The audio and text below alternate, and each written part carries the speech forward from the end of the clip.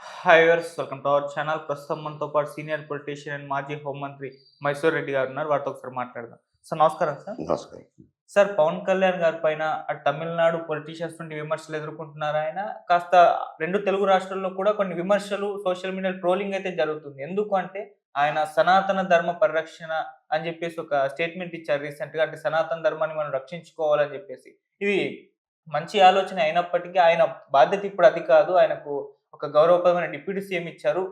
So, development మీద concentration చేయాలి. ఇప్పుడు సనాతన ధర్మానికి, హిందూ ధర్మానికొచ్చిన పెద్ద నష్టమేం లేదు. నువ్వొచ్చి ఇప్పుడు పరిరక్షణ చేయాల్సిన అవసరం లేదని ఇక్కడ తెలుగు వాళ్ళ దగ్గర నుంచి వస్తుంది. అండ్ ఆయన అక్కడ డిప్యూటీ సీఎం పైన కూడా కామెంట్ చేశారు. ఉదయనిధి స్టాలిన్ పైన. అంటే ఆయన గతంలో సనాతన ధర్మాన్ని రూపుమాపాలన్నారు కదా! దానిపైన ఈయన కౌంటర్ ఏసారు. సో, అక్కడి నుంచి పొలిటీషియన్స్ కూడా విమర్శలైతే చేస్తున్నారు. సో, మరి ఏం చెప్తారు సార్ పవన్ కళ్యాణ్ గారు ఈ ఇష్యూ గురించి? ఇప్పుడు అంటే ఇది సమస్యంతా హ్మ్. ఆయన సనాతన ధర్మం అనేది చాలా పెద్ద పదం. అవును. అది వేరు సమస్య. హ్మ్. కాకపోతే హిందుత్వము టీటీడీ టెంపుల్‌లో లడ్డు కల్తీ జరిగిందని అవును. దాని మీదట అక్కడ సాంప్రదాయాలను పరిరక్షించాలనేది అనుకోండి ఆయన మాట్లాడే మాటలు. సాంప్రదాయం ప్రకారమే గదా! అక్కడ ఆచరణ హ్మ్. జరుగుతాండేది. దాన్ని సనాతన ధర్మం అన్నారు. ఆ మీనింగ్‌లో తీసుకోవాలి గానీ, హ్మ్. దీని పాత మీనింగులు తీసుకొని పెడార్థాలు తీస్తే కష్టం. ఎందుకంటే డీఎంకే ఆహ్, వాళ్ళ సిద్ధాంతమే హేతువాదము. అవును. Hmm. They are anti Brahmin sentiments. Hmm. Anti Brahmin sentiments కాబట్టి అయి కొంచెం హిందుత్వం మీద వ్యతిరేకతే ఉంటది. అవును. వాటి మాట మీద వాళ్ళు ఏదో అన్వయించుకున్నారు. హ్మ్. వాళ్ళని గురించి పట్టించుకోవాల్సిన వాళ్ళ సిద్ధాంతమే అది గాబట్టి. హ్మ్. ఇది ఇక్కడ మాట్లాడిన దాంట్లో ఆహ్, టీటీడీలో సాంప్రదాయాల పరిరక్షణ అనే దాంట్లోనే ఆ పదం వాడుకలోకి తెచ్చుకున్నారు. హ్మ్. దాన్ని తీవ్రంగా ఆలోచన చేసి ఇంకొక రకంగా మీనింగ్ తీసుకొని దాన్ని ఆయన విమర్శ చేస్తుండొచ్చు. అంతకు మించి తప్పదు అందులో తప్పేం లేదాయన. ఓకే. సో, ఇప్పుడంటే ఆయన బీజేపీ ఎక్కువ ఈ స్క్రిప్ట్ ఇస్తుంది అన్న విమర్శలు కూడా వినిపిస్తున్నాయి సార్. బీజేపీ స్క్రిప్ట్ రాసిస్తే పవన్ కళ్యాణ్ గారు దాన్ని ఫాలో అయిపోతున్నారు. ప్రకాష్ రాజ్ గారు లాంటి వాళ్ళు కూడా విమర్శలైతే చేస్తున్నారు. ఆయన ఫుట్‌బాల్ లాంటోళ్ళు ఎవరు పడితే వాళ్ళు వాడేసుకోవచ్చు అని చెప్పేసి. నిన్న జోకర్ అని కూడా సంబోధించారు ప్రకాష్ రాజ్ గారు. ఎందుకు ఈ విధంగా అంటే కంప్లీట్‌గా ఆయన ఎందుకు ఈ విధంగా మారిపోయారు పవన్ కళ్యాణ్ గారు అని చెప్పేసి? అంటే అది బీజేపీ స్క్రిప్ట్ అనుకున్న దానికి ఎట్టయితది? టీటీడీ అనేది అది హిందువులకైతేనేమి, మొత్తం దేశం మొత్తం మీద ఒక ఆహ్, దేవుడుగా భావించుతున్నారు, కొలుస్తున్నారు. ఆయనకెంతో మంది భక్తులుండారు. అవును. దాన్ని పరిరక్షించాలని ఆయన మాట్లాడడంలో తప్పేం లేదు. 'ప్రకాష్ రాజ్' గారంటే ఆయన కొంచెం వైఎస్ఆర్‌సీపీకి అనుకూలంగా మాట్లాడుతుంటారులే. సినీ ఫీల్డ్ నుంచి వచ్చినోళ్ళలో మాట్లాడుతుంటారు అవును. గాబట్టి, ఆయన విమర్శ చేసిండొచ్చు గానీ, ఈయన చేసింది నాకైతే తప్పనేది ఏం కనపడలేదు. హుహు. ఏదైనా గానీ. ఆయన ఎవరో బీజేపీ స్క్రిప్ట్ రాయించడం, ఆయనకెందుకు బీజేపీ స్క్రిప్ట్ రాస్తారు? స్క్రిప్ట్ రాసేవాళ్ళు దండిగా ఉంటారు. సినిమా యాక్టర్ గదా! ఆయన హీరోగా పనిజేసినాడు. సినిమాలు సుమారుగానే తీసినాడు. ఆయన దగ్గర రాసేవాళ్ళు దండిగానే ఉంటారు. ఓకే. మళ్ళా దానికి బీజేపీ రాయించాల్సిన అవసరం ఏముంది? అది టీటీడీ టెంపుల్ గురించి మాట్లాడినారు గాబట్టి, దాన్ని సనాతన ధర్మము అని ఏదో ఆయన అన్వయించుకున్నాడులెండి ఒక పదము. హ్మ్. అన్వయించుకున్నంత మాత్రాన ఆ సనాతన ధర్మాన్ని గురించి ఆలోచన చేసి తీవ్రంగా విమర్శలు చేస్తున్నారు. ఓకే. సార్, ఇది జగన్మోహన్ రెడ్డి గారే ప్రకాష్ రాజ్ గారితో ఈ విధమైన కామెంట్స్ చేపిస్తున్నారు అనుకోవచ్చా? ఎందుకంటే సినిమా వాళ్ళని, సినిమా వాళ్ళతో ఆయన తిట్టించడంలో జగన్మోహన్ రెడ్డి అంతకుముందు పోసాని గారితో, రోజా గారితో తీవ్ర స్థాయిలో విమర్శలు చేయించారు. ఇప్పుడు ప్రకాష్ రాజ్ గారిని కూడా ఆయన వాడుకుంటున్నారని చెప్పేసి ఒక కామెంట్స్ అయితే వినిపిస్తున్నాయి. యాంగిల్ ఉందంటారా సార్? అతను కొంచెం మాట్లాడేటందుకు వైఎస్ఆర్‌సీపీకి అనుకూలంగానే మాట్లాడతాడు ఆ 'ప్రకాష్ రాజ్' గారు. అవును. అంటే ఆయన చెప్పిస్తన్నాడా, ఆయన మెప్పు పొందేదానికి ఈయన మాట్లాడుతున్నాడా అనేది అది విశ్లేషణ చేయలేం. ఆయనకు సంబంధించిన వ్యవహారం హ్మ్. కాబట్టి.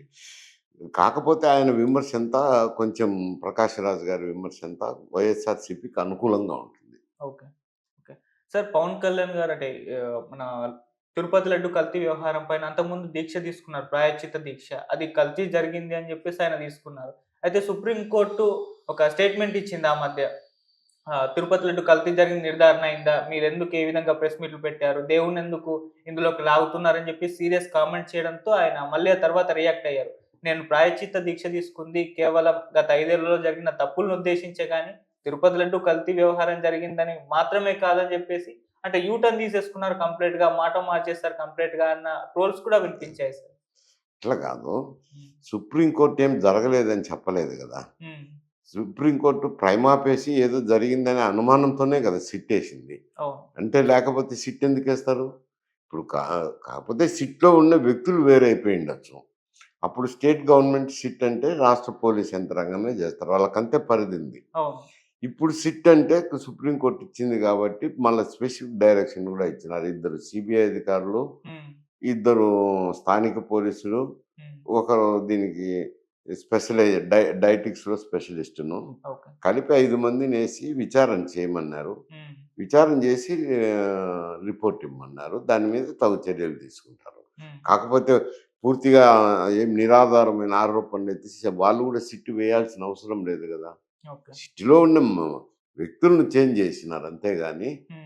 రూపాన్ని చేంజ్ జేసినారు అంతేగాని సిట్ అయితే వేసినారు గదా! విచారణ చేస్తున్నారంటే ఏదో జరిగితేనే గదా చేస్తున్నారు. అవును. కొంత ప్రాథమిక రిపోర్ట్‌ల ప్రకారం ఆధారం జేసుకొని ఇప్పుడు చంద్రబాబు నాయుడు గారు విమర్శ చేయడం జరిగింది. హ్మ్. కొన్ని శాంపుల్స్ తీసుకున్నారు గాబట్టి, ఆ శాంపుల్స్ ఇన్ఫీరియర్ క్వాలిటీ వచ్చినాయి. హ్మ్. అంటే అది వీళ్ళ సమయంలోనే తీసుకున్నారు శాంపిల్స్ ఇన్ఫీరియర్. ఓకే. కానీ కాంట్రాక్టర్ అంతకుముందు గూడా సప్లై జేసినారు గదా! ఇదే పద్ధతులు అవలంబించుంటారనేది వాళ్ళ అనుమానంగా మాట్లాడినారు. దాని విచారణలో తేలుతుంది. హ్మ్. తే తేలుతుంటే బదులు దానికి ఇటువంటి ఎన్ని సనాతన ధర్మాలు ఇవన్నీ తీసుకుంటున్నారు గానీ, యూ టర్న్ ఏమేమి తీసుకోలేదాయన. అవును. ఈ టర్న్ అక్కడ టీటీడీ గాని, ఇతర దాంటి మీద ప్రాయశ్చిత్తం చేసినారన్నారు. ఆయనకి తోచిన ప్రొటెస్ట్ కార్యక్రమం చేసినారు. ఓకే. ఇప్పుడు నీటిపారుదల రంగానికి సంబంధించి మేము పోతిరెడ్డిపాడు కూడా హ్మ్. కెపాసిటీ పెంచాలని పాదయాత్ర చేసినాం. పాదయాత్ర చేస్తే పాదయాత్రకు నీటికి సంబంధం ఏమిటంటే ఏం చెప్తాం అదే ఒక ప్రొటెస్ట్ కార్యక్రమం తీసుకున్నారు. అవును. ప్రాయశ్చిత్తం దిశ అనేది కూడా అది ఒక ప్రొటెస్ట్. హ్మ్. ఏది టీటీడీ జరిగిన అవకతవకలైతేనేమి, గత ప్రభుత్వం జరిగిన అవకతవకలైతేనేమి జరిగినాయి. దా దా దా తప్పులు జరిగిన దానికి ప్రాయశ్చిత్తము అని ఒక దీక్ష తీసుకున్నారనుకో. హ్మ్. ప్రభుత్వము ఇది సో, ప్రభుత్వం అనేది కంటిన్యూటీ గదా! గతంలో వైఎస్ఆర్‌సీపీ ప్రభుత్వం అధికారంలో ఉన్నది. పార్టీ వైఎస్ఆర్‌సీపీ. హ్మ్. ఇప్పుడు కూటమి ప్రభుత్వం కూటమి అధికారంలో ఉంది. ప్రభుత్వం అదే గదా! గత ప్రభుత్వంలో జరిగిన తప్పులకు నేను ప్రాయశ్చిత్తం చేసుకుంటానన్నది ఇప్పుడు ప్రభుత్వం పెద్దగా.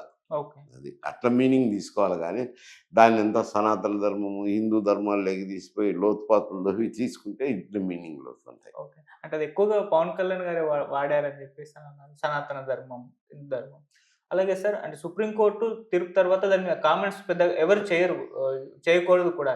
అయితే పవన్ కళ్యాణ్ గారు అండ్ పురంధరేశ్వర్ గారు 2 కామెంట్స్ చేశారు సార్. ఒకటి పవన్ కళ్యాణ్ గారు ఏం చేశారంటే, సనాతన ధర్మాన్ని వ్యతిరేకించే వాటికే వాళ్ళకే ఎక్కువగా సుప్రీం కోర్ట్ కానివ్వండి, లేదంటే కోర్టులు గానివ్వండి, సపోర్ట్‌గా మద్దతు తెలిపే విధంగా వాళ్ళ తీర్పులు ఆ విధంగా ఉంటున్నాయని జెప్పేసి ఆయన కామెంట్ చేశారంట. పురంధరేశ్వర్ గారేమో చంద్రబాబు నాయుడు గారు ఒక సీఎం స్థాయి వ్యక్తిని కోర్టులు ప్రశ్నించడం ఏంటి అని చెప్పేసి ఆమె ఒక కామెంట్ చేసింది. ఈ 2 కూడా అంటే సుప్రీం కోర్ట్‌కి అగైన్స్ట్‌గా ఉన్నాయి సార్. వీటిని ఏ విధంగా అంటే చూడొచ్చంటారు? అంటే సుప్రీం కోర్ట్‌కి వ్యతిరేకం అనేది కాదు. హ్మ్.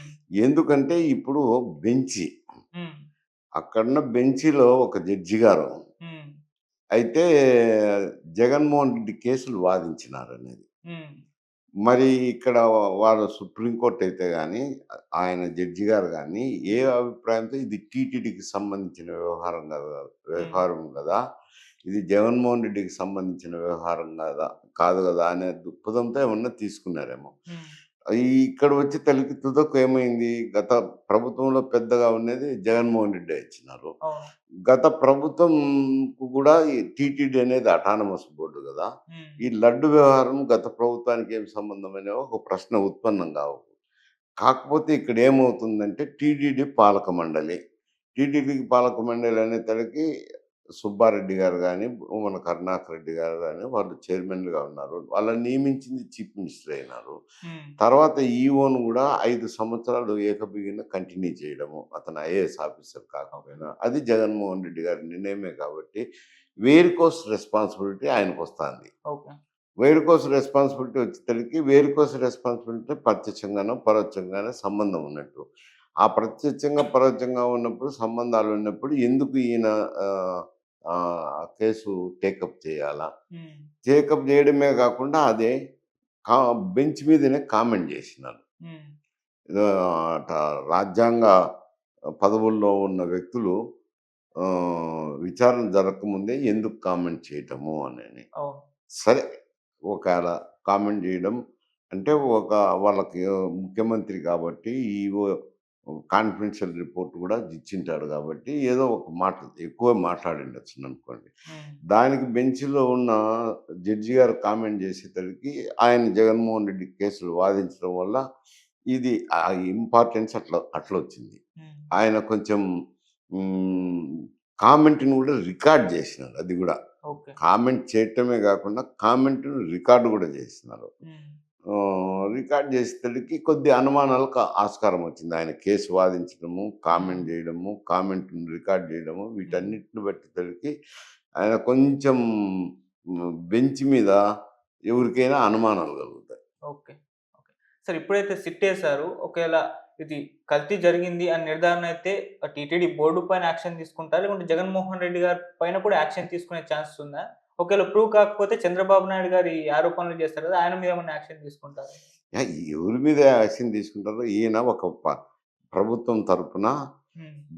ఒక రిపోర్ట్ ఆధారం చేసుకొని కల్తీ జరిగిందేమో ననే దాంతో ఆయన సిట్ వేసిన్నారు. హ్మ్. సరే, ఇప్పుడు సుప్రీంకోర్టే సిట్ వేసినారు. వాళ్ళు విచారణ జరిగితే ఎవరి తప్పులున్నాయో తేలుతాయి గదా! ఓకే.